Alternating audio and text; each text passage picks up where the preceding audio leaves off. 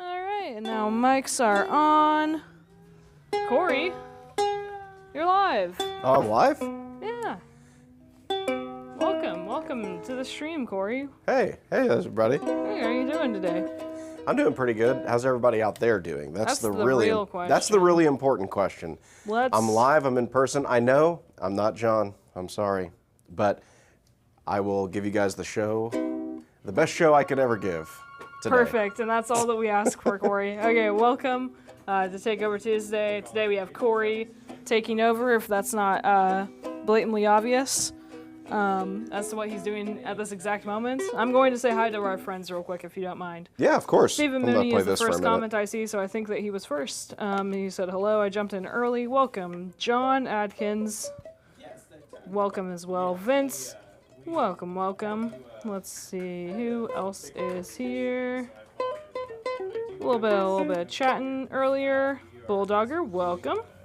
Starvey, he says, I think Starvey officially starts tomorrow, and I think you're right. I think that Starvey does. Yeah, we got everybody up there right now. It's just me, Austin, and James here today because everybody else, all the Chapmans and everybody, they're setting up the booth right now. So for those of you going out there, you will have a large assortment of instruments to check out. And Bulldogger was asking, just to clarify, are we selling instruments there? Yes, we are. And yeah, there's going to be us as well as other stores that are selling instruments, but we are in the selling instruments category. So if you specifically are coming on down, come on and play some. Well, let's see.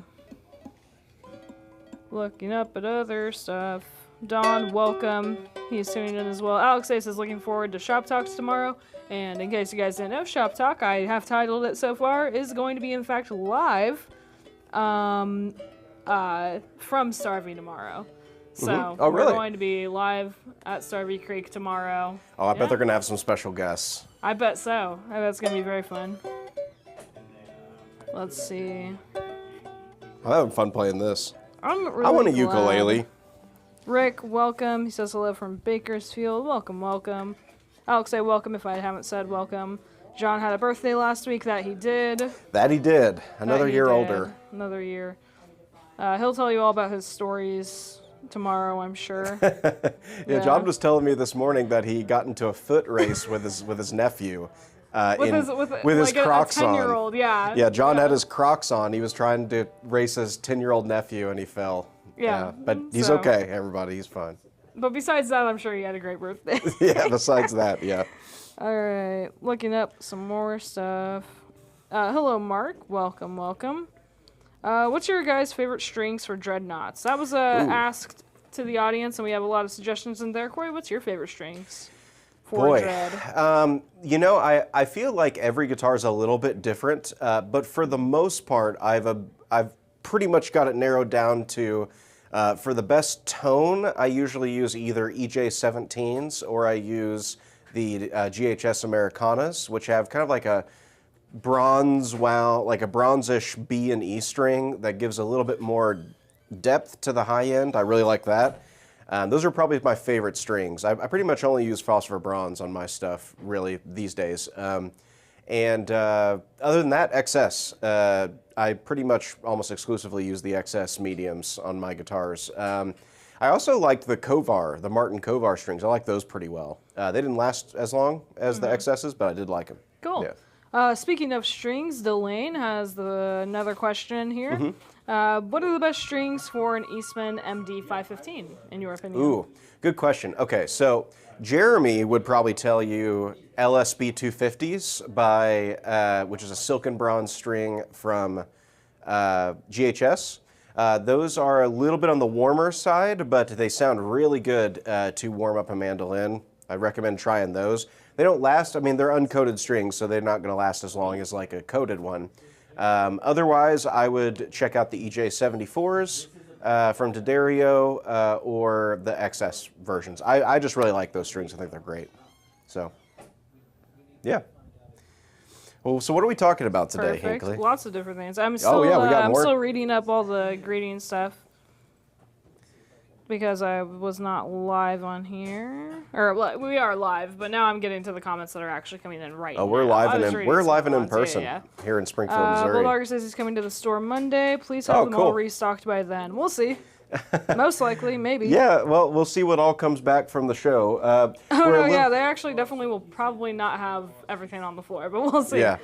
All right, GHS versus String Joys. Others also still talking about the mandolin question. Do you have any opinion on those, maybe? So String Joy, I've tried somewhat. I haven't tried a ton, but their claim is that they get 30% more windings per string. I think that was the advertisement that they had made. By taking the string to tension first, or to the playing tension, and then winding it. It feels a little bit like a different tension almost. It's hard to explain, but the reason why I usually stick with what I'm used to for the most part is that I get used to a certain tension underneath my fingers or my pick, and once I start playing with that too much, it kind of trips me up a little bit, so I usually kind of stick in the same realm for me. But yeah, String Joys are great. A lot of people like them a lot. Mm-hmm. All right, and thank you guys for putting in the requests. If you are unaware of what we're doing right now, we are taking any of your requests and questions, and Corey here will request hour. That. It is request hour. Yeah. Tommy has a good question in here. Tell us some of your thoughts on different pick materials and what you like to use. Yeah, sure. Good question. So this is the age-old guitar player, instrument, whoever uses a plectrum or a flat pick. Whenever you use different materials, you get something that's called pick noise, right? Now, there is good and there is bad pick noise, right? And we all know what that is like. Probably the best way I can describe this is through somewhat of a demonstration. Please do. Let's see if I can grab some stuff here. Just because this is also a question, the first request for playing an instrument, can you grab a D28 to use these on? Yes, maybe, if we have one. Oh, snap, yeah. I have a Billy Strings D28 over here, I think. That'll work. Also, just to clarify on that, Rolo, we actually probably don't have a standard D28 in here right now, because... And please keep in mind, there are some things that just aren't here right now because they're at a festival about an hour north of us. Yeah, that's exactly what I was going to explain. So they packed up everything, the trailer is packed and gone, and that's why we don't have a lot of stuff, actually. Okay, so I didn't grab a blue chip. I didn't grab a blue chip because I didn't have one in my case here. But talking about different pick noises, there's good and bad pick noise, right? Usually bad pick noise is something that doesn't sound very organic or doesn't sound glassy, it sounds chirpy, right?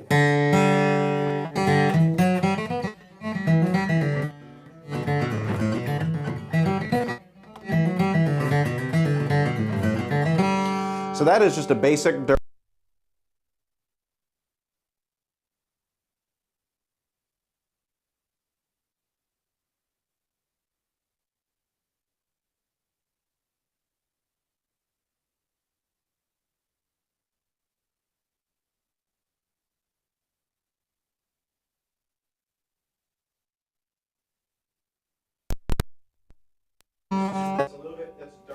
Will you play that one again, Corey, please? Thank you.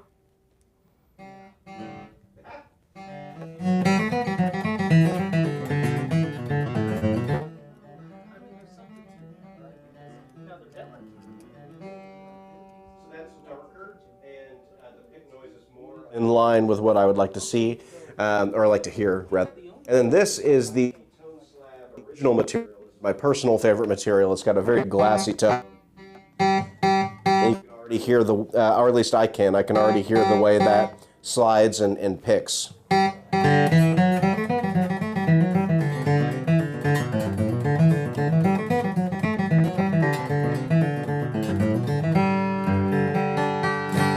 And so what I'm listening for is I can hear the pick noise, right?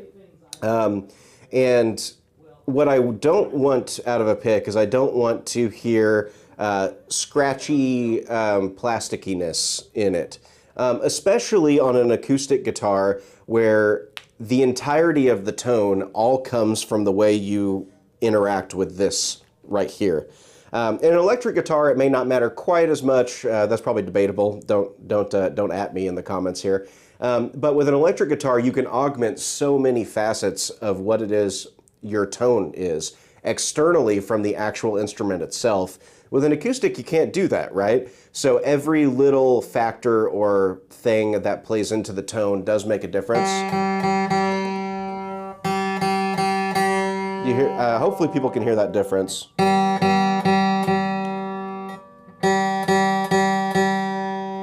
And that's just the difference between Durlin and Tone Slab.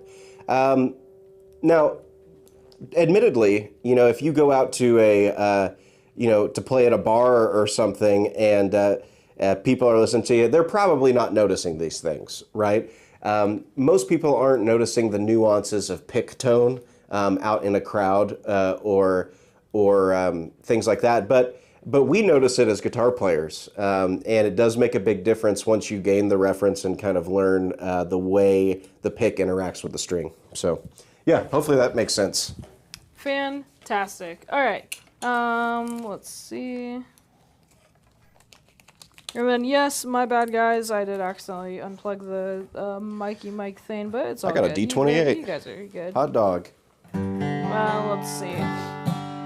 So the request was a D28 versus the Alvarez LD70. Do you know if we have an LD70 in? I'd have to look out there at the Alvarez's out there. I'll go check. What's that one specifically? What's that one? This is a D28 Billy Strings. Just a D28 short scale. They're great, really good.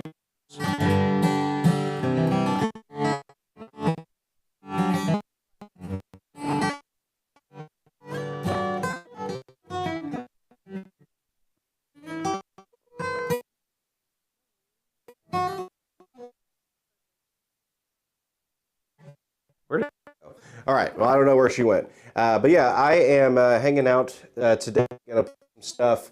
The D28 is, oh, so here, there she is. This is the best that we can do. We do have an LD7. Why did I comparison real quick? Yeah. So I just played that a little bit. Let's switch over to this guy. Oh. Either this one's out of tune or that other one was. I think it was the other one.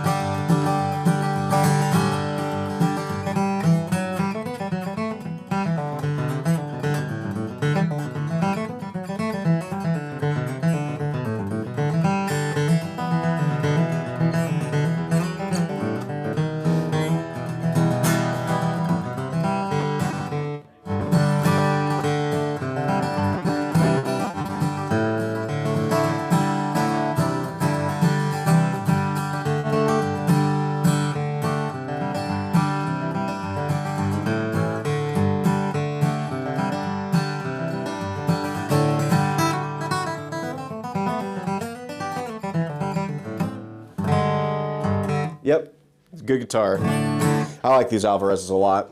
They're a little bit maybe on the warmer and modern sounding side. But really good articulation, really good depth of tone, and they're super comfortable to play. Albeit the neck a little on the thin side for my personal feel here, but great sounding guitar. Yeah. Now, just to answer a couple of others, Chuck is asking if the used E10D TC sold, and yes, I just looked that up on our website, and that one is in fact sold, so sorry about that. Let's see. Looking at some more questions. There's a lot of questions. Fantastic. Dulcimer demo, please. A Dulcimer demo? I could try. Let's see. Vince was asking also a little bit earlier, did the Eastman shipments arrive? We did. Yeah. We did get an Eastman shipment. Would you mind grabbing this, Mr. Dawson? Thank you very much. All right, Dulcimer time. We did get an Eastman shipment. They're gonna need tuned. Oh no. Okay, quick caveat about the Eastman shipment. The reason why we're not really talking about it or mentioning it today also is that it wasn't the shipment that John thought it was, I guess, if that makes sense. And it did not have a lot of the newer stuff. That shipment is supposed to be here any day though.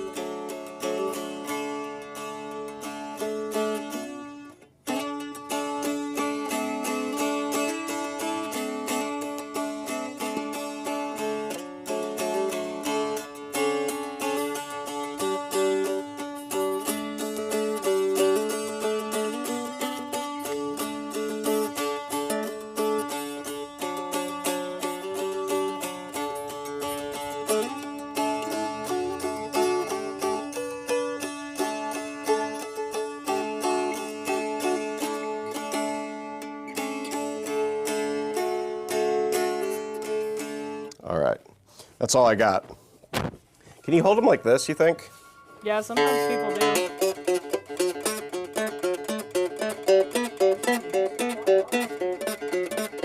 No? Okay. Thank you, Corey. Yeah, you're welcome. What's the price on that one, please and thank you? This is a $480 Dulcimer. Lovely. An Apple Creek Dulcimer. Love that you did that. Okay, welcome. yeah, just to clarify, no, we do not have any of the LSHs or the wide nut mandolins. Dulcimers but are fun. Those should be here. I think that the expected day is like next week, so at some point next week they should be here. I'm going to go back a little bit to answer some more questions. If anybody has any questions and I missed them, please let me know. This is an easy one. John's asking, do you have any plans to create a custom in conjunction with Martin? Any new custom limited Martin runs at the Acoustic Shop? Simply from the Martin Custom Shop, yes. And John has talked about those a little bit. He has some very, very, very good ideas that are they're in production. We've got some ideas. I don't think anything has been thrown out there into the ether yet. So I'll keep that to close to my vest here, but I don't have a vest. This is a regular zero vest inside, but yeah. This is a regular button-up shirt. But we do. The short answer is yes. There will be some cool Acoustic Shop Martin things in the future. Not any like how do I put this? There's not any like standard model of stuff though necessarily. They are for sure all going to be from the custom shop. So yes. Just to clarify. Let's see. You guys will just have to keep your eyes out. We have so many cool things on the horizon, guys. Yes, we do. And it's just the beginning, you know, and which makes it a lot of fun for me. So. True. We've been here since the beginning. Trent's been here since the beginning. Yeah, Trent has been here 7 years. He's almost 7 years. Yeah, so Trent's on his 7th year. He's been here 7 years. Our oldest employee is Trent, and I'm almost a decade older than him. Yeah. And Hinckley started 1 month before I did. Yeah. In 2021. So we're the buddies. All right. On to a question. Matt G is asking, E1D, E2, or E6? Aldrez, what is the best option for an open mic, picking circle type of player? Oh, yeah. So doing an occasional like an occasional like coffee shop gig, playing Americana. Yeah, so 2 things. The first 2 guitars you mentioned, standard anyway, are satin finish guitars. The third, the E6, is a gloss finish guitar. You will notice a fairly large difference in the way the guitar responds to you between a satin finish and a gloss finish guitar. With a gloss finish, you get a more focused tone, as if all of the sound is projecting out of the sound hole itself. So it feels very focused and like a jet stream. With a satin finish guitar, it feels almost like the sound is bleeding around the instrument, in conjunction as well, of course, with coming out of the sound hole. Because it's just a less focused tone, there's not as much covering the entirety of the cavity of the body. So that's, to me anyway, may help answer that question. A gloss finish, if you're playing into a mic, is really nice and focused. But if you need something that's kind of open and woody sounding, then but not as focused, maybe the first two that you mentioned would be good choices. And I would probably argue that if you're thinking Americana style, that would probably lean more towards a satin. Sure, yeah. Also. A lot of people you know, every time I think of the word Americana or the genre, I think of those Guild M20s, you know, like those little mahogany guitars. Yep. Or I think of like the group, the Milk Carton Kids, right? Those two guys, they play like a J45, and then they have the other guy has like a little parlor Martin. Yeah. So, you know, things like that certainly are in that space. So. Okay. Looking at comments right now. Curious, what is your favorite guitar from yesterday's video? From yesterday's video? What was yesterday's video? I don't know. What video did we release yesterday? Was there one we released yesterday? Something like it. I would like to know. I wasn't here yesterday, so I don't honestly remember. Yeah, Hinckley was in Seattle. Let me know. Yeah, I was. I don't know what yesterday's video was, so maybe some clarification on that. But this is my favorite 12-string in the store right now. Well, there we go. This is a Guild 12-string. I can say this on camera. That one's insanely cool. I really like that one. This guitar sounds amazing. This is like one of my favorite 12 strings we've ever had. And they do like this kind of arched, like one-piece maple back, which is really cool, and it sounds awesome. So, this guy. Next question. This. Rick is asking, do you have any idea whenever the Yairi JPs are coming in? They are en route, as far as I know. I believe probably first week of August, late July, something like that. I think that's what they gave us, yes. All right. Was Corey playing Thunderstruck? Yes, he was. Welcome in, Clint. Clint is here. Let's see. Elle says, I got an email from Martin about 70th birthday specials. Is TAS getting any, maybe one of the triple O's? I personally do not know. I do not know that. Maybe so, maybe not. We'll have to ask old John about that. Yeah, do me a favor, Elle, and ask that one tomorrow for John, or I'll try and remember. Yeah, because I do not know. John, they do not share such things with the likes of me. John Washburn is asking, though, do you have any small body guitars with an 1 13/16 or 7/8? Yeah. This guy. E1000, 1 13/16 nut width, Adirondack spruce top, mahogany back and sides, relatively deep depth of neck.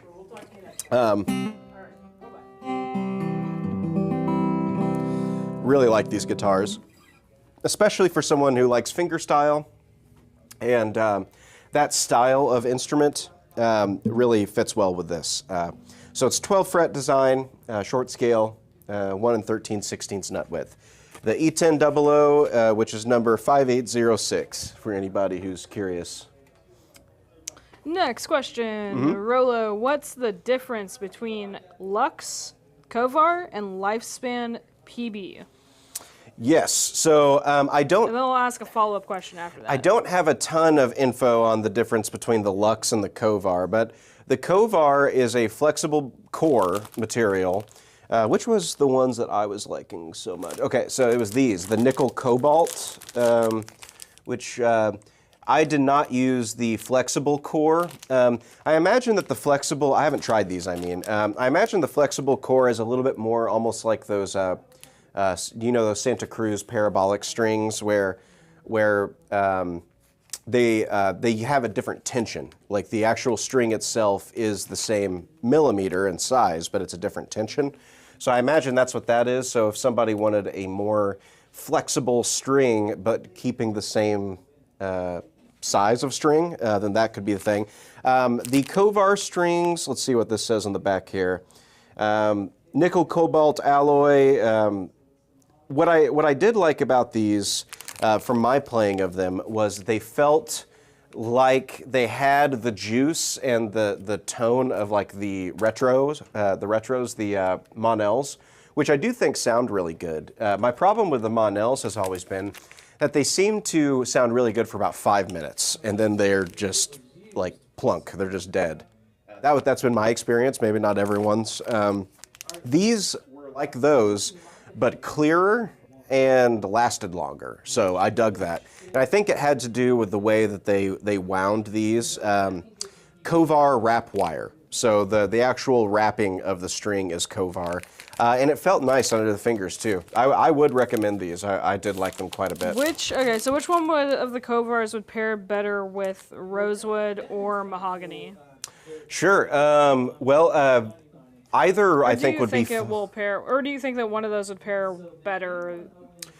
I don't know if it's so much a question as how it would pair as much as it is how you react to the strings and how you feel about it, because the difference would be like flexible core, meaning they're stretchier, floppier strings, or not, or standard kind of tension strings. So I would say that one would not necessarily be better or worse with either wood. Though I will say the Kovars worked really well with my mahogany dreadnought that I use, and I liked it a lot. So next, if we have one in, and I think I see one, will you please play the E3D? Sure. That was the next request. I do spy one. Rick P is asking, if I purchase a guitar and pick it up at the shop instead of having it shipped, which he is out of state, do I have to pay sales tax? That is correct, yes. So for those of you out there who are watching, so we're in Springfield, Missouri. I'm sure maybe some of you know that, but maybe not everyone. If something is physically picked up in our store, then we are required to charge sales tax. That's just part of it. If we are and it's the law, if we are shipping outside of the state of Missouri, at least with the size that we are at now, then there is no sales tax, at least as of yet, that I'm aware of. All right.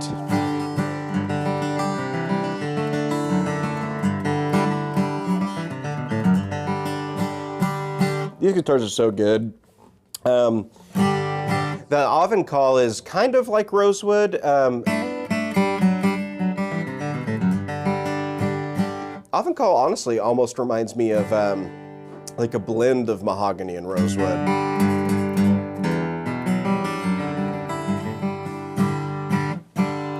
I guess I'll just play this for a minute.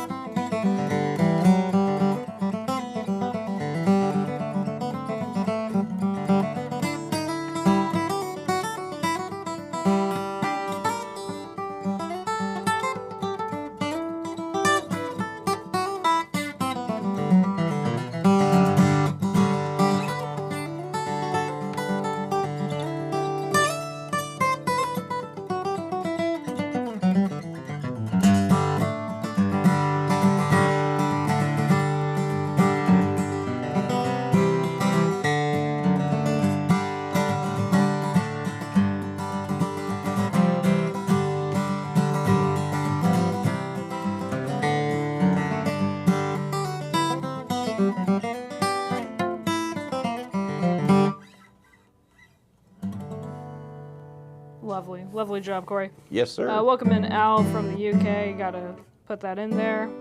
Welcome back, Mark, as well, and Honeypicks are in here too. So there's that. There's that demo. Let us know, of course, if you have any other questions. Looking at some more stuff. So, Corey, what's your opinion on old Bear Claw Sitka Spruce as a premium soundboard as compared to Engelmann? I would probably, Engelmann spruce can be wonderful. It tends to be the softest of the spruces.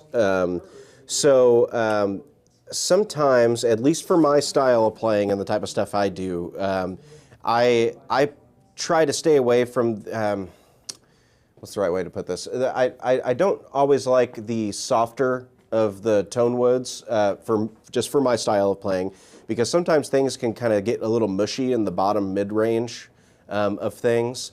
But if you are a lighter player, or if you like fingerstyle, things of that nature, then what you may find is really nice warmth and response with a lighter touch. That's especially true for cedar and softer forms of spruces.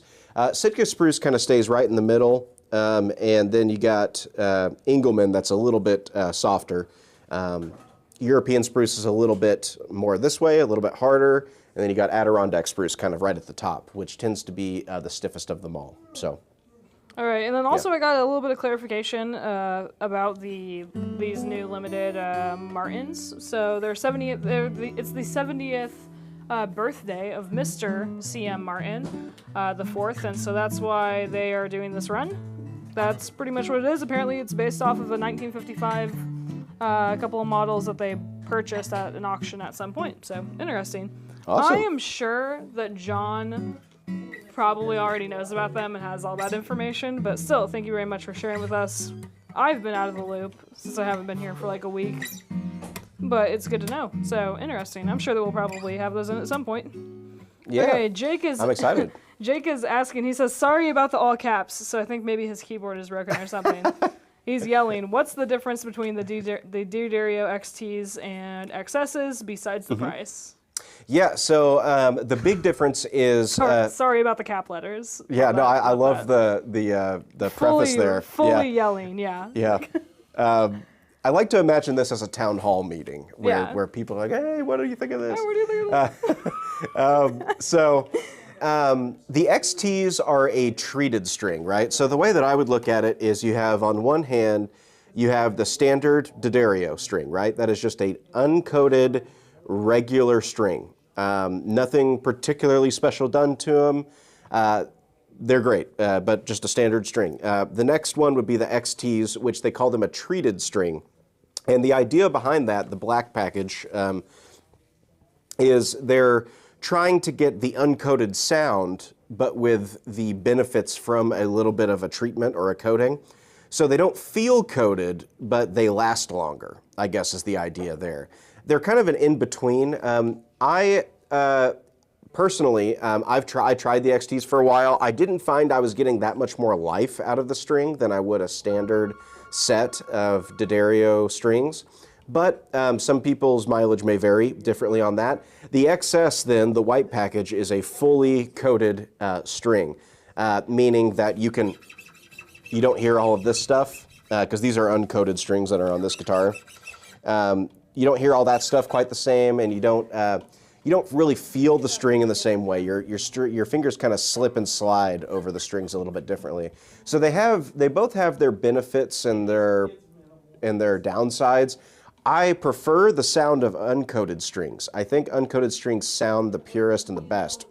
But you have to sometimes compromise a little bit and say, do I want to change my strings 3 times this month, or do I want to put one set of strings on here? May not sound 100% of what those are, but they're 90%. Yeah, I'm down with that. I only have to change my strings once. So there is a bit of a compromise there.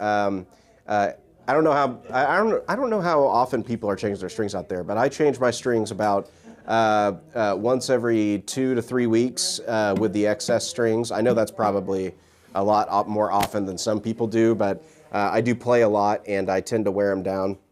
If I am using uncoated strings, I could replace those every day if I wanted to.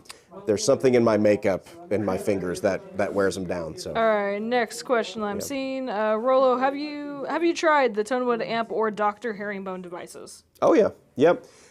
So I've tried them and I've seen them work too. I've heard a real difference that they can make. It's essentially a small speaker that is a focused tone of these open strings that is bursting onto the bridge in the bottom here and vibrating this top just like you would if you were just doing this constantly, just open stringing.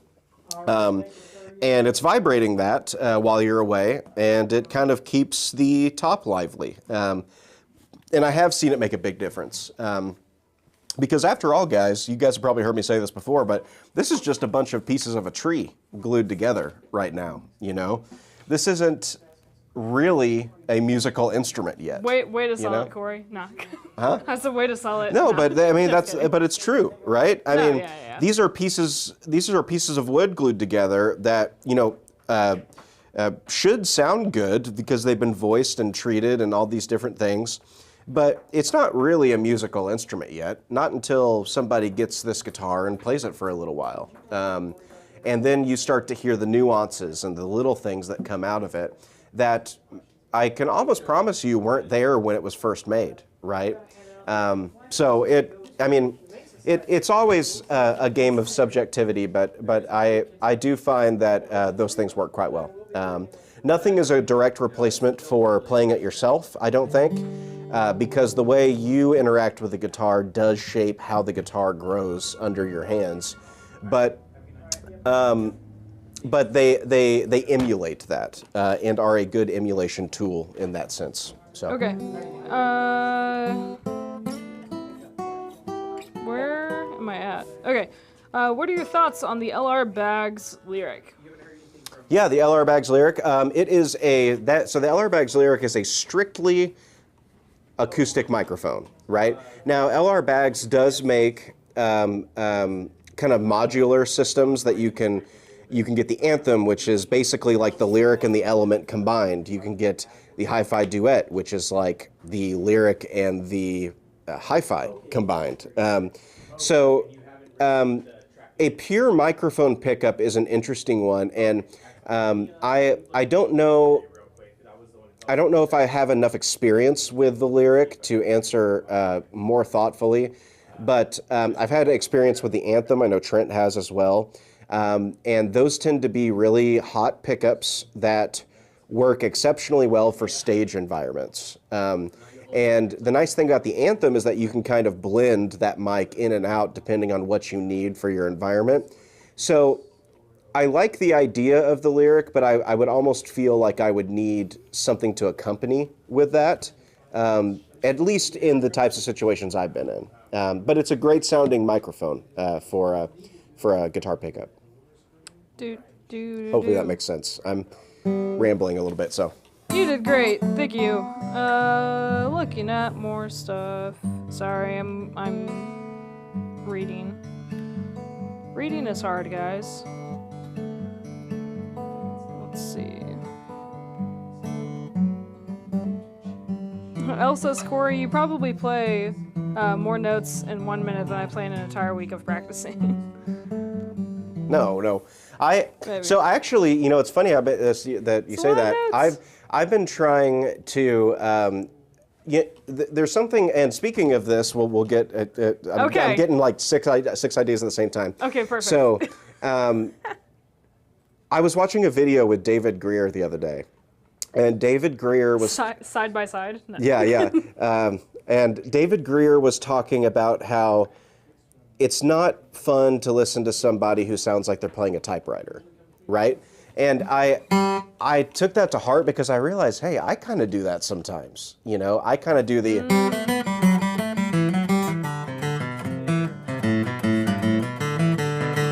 And it's kind of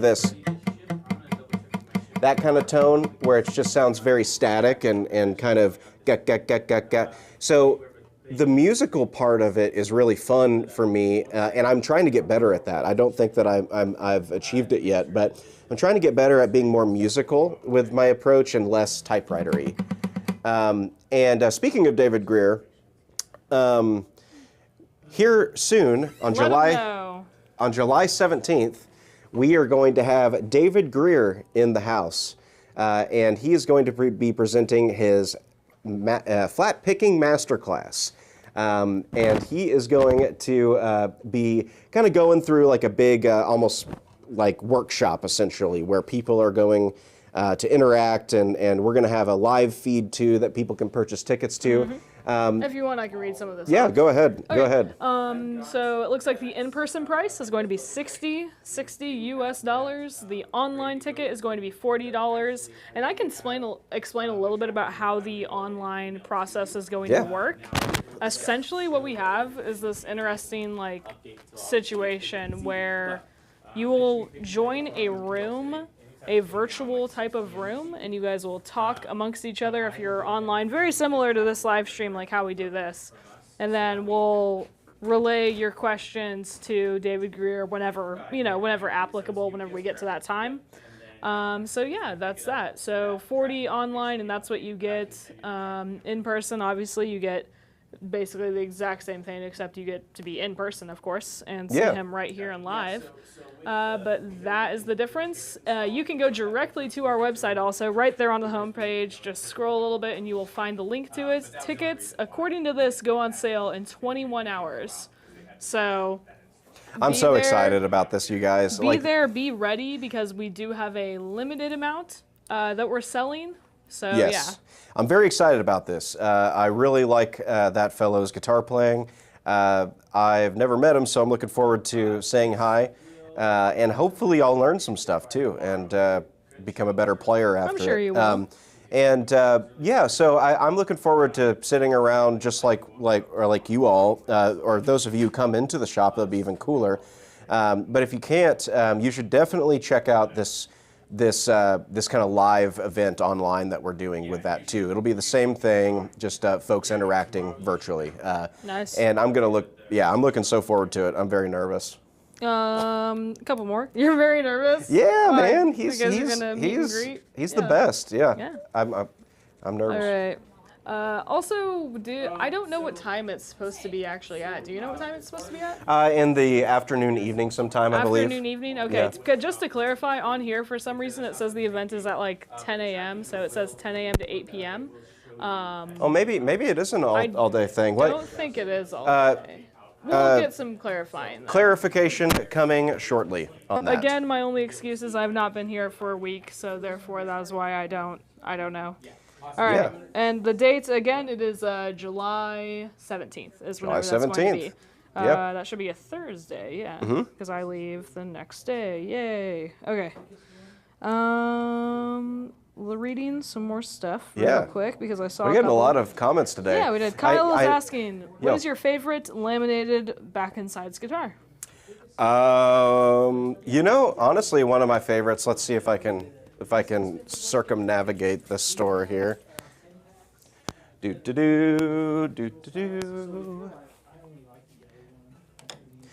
really like these. The D140. I like these a lot. I think they're really good, and they're stylish and cool looking. They kind of got like this cherry red look that looks really cool. Nice. So I dig this. And I like the look of Guilds. I think they look really cool. The other one, let's see here. There's too many to choose from. Can't go wrong with a PCH. You can't go wrong with a PCH, no. Honestly, that would be my other choice, probably. Are you looking for the Yamahas also? I'm just looking around. The FG 830s from Yamaha, also very, very solid option. Yes, 830. Those are only like $380. Pretty sweet guitars for that, I would say. One of the better options along with the Eastman PCHs. Yeah. Next question. Different Kyle, different question. Oh, okay. Different Kyle. Kyle's asking, Bedell 1940 or Boucher BG42T? Says he can't decide. Well, I actually so we got in, I was going to show this off today. We got in a Boucher 42T GM. So we got it in yesterday. It was a gold pack and master pack. So it had the master grade Adirondack spruce, torrefied mahogany back and sides. And I had a guy call yesterday, a person, and was looking for one. I said, we got one. And he went ahead and purchased it. So I don't have it here to show you all. But I can tell you that guitar was awesome. It was really, really good. There are qualities of that guitar that are very different than the Bedell 1940. The Bedell 1940 is rear shifted, has this kind of bassy clarity to it for a mahogany guitar that's really unlike any other instrument I've played, any other guitar like that I've played. The Boucher is more modern sounding. It's got that buttery smooth type of tone, even with its dry kind of tone from the torrefied mahogany. It's wonderful. Definitely a more modern guitar in, at least relative to the 1940, which is almost a hybrid of an old guitar and a new guitar. So, yeah. There we go. Both are excellent. I promise you, you would not go wrong with either one of them. They're True. both incredibly great guitars. Next question. Ella's asking, is there an opportunity to watch it later? Says that she'll be busy that week. I do not know, to be completely honest. I will That's a great definitely question. ask. I will 100% ask and try and get that answer to you tomorrow, because I don't think that we're recording it, honestly, but I will see. Yeah. I'll just have to ask. Yeah, I think that's pretty much it. Alex is asking if we have any new mandolins, and yeah, we did. We did get in some Eastmans. If I remember off the top of my head, we got in a 415 that they actually took to Starvey. We got in a couple lefty. There's a good selection of Eastman mandolins that we got in on this latest shipment, the one that just came in this morning. Yep. And we will have those probably on our website over the course of the next few days. So. Okay. I think that we're going to go ahead and call it there. That's that. We're already done? Yeah, we are. Did we answer all the questions? We did answer all the questions. We did it. Hey, we did it, dude. Here. We did it. Let's go. Yay. Team high five. Yeah. Okay. I think we're good. I think that's that. I'm still very tired from my travels. And I need to figure this all out. Yeah, you had a long week, but I think at least you told me you had a lot of fun. So I'm glad that you had a good time. Fun, yeah. Man, oh man, it was we managed to survive without you, just barely. But we're glad to have. We're so glad to have Hinckley back. We're glad to have Trent behind the camera again, and he was a great help while you were out. But nobody keeps a clearer picture than Trent. Exactly.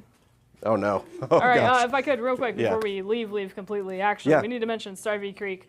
Yes. I have no idea. Can people still get tickets right now if they show up? Yeah, I think so. I think you can just show up, and you can maybe check with the people running or on their website or give them a call. But I'm fairly certain it's a show up. You can pay for your way and pay for your campsite. Yeah, and so this is going to be my first time going. I'm going on Friday. You've never been before? Never even? Not really. No, years ago? I went to go jam one time, but I haven't actually been to experience the environment. Gotcha. And it's the ambiance. Yeah, the ambience. Yeah, as us hillbillies say, the ambience. The ambience. No, I'm really looking forward to it.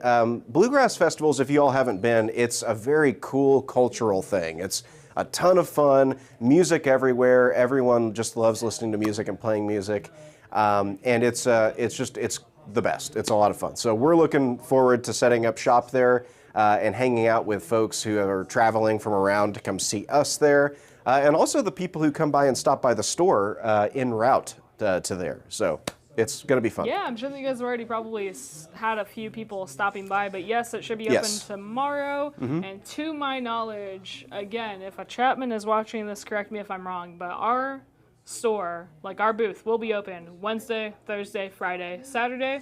And we're packing up Sunday. Okay. Yeah, that's what I was told anyways. Because that's going to be a long thing. But we're luckily this is only an hour away from us. So so it's not like it's not too like bad, the treks back to North Carolina that we were doing. So yeah. But yeah, thank you so much for hanging out with us today, guys. I know I'm always a little all over the place here, but John probably is too, to some extent.